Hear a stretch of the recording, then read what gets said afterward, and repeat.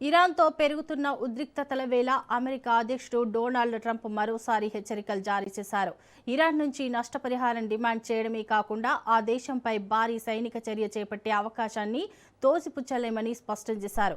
తమకు తగిన సైనిక సామర్థ్యం ఉందని, కావాలనుకుంటే చర్యలు చేపడతామని వైట్ హౌస్ వేదికగా తేల్చి చెప్పారు.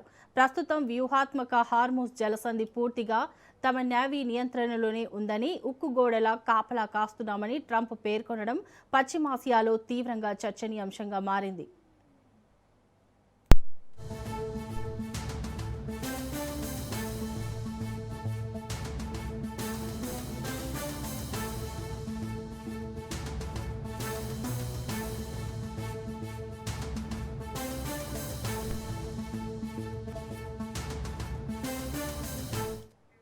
ఇరాన్తో పెరుగుతున్న ఉద్రిక్తతల వేళ అమెరికా అధ్యక్షుడు డొనాల్డ్ ట్రంప్ మరోసారి హెచ్చరికలు జారీ చేశారు.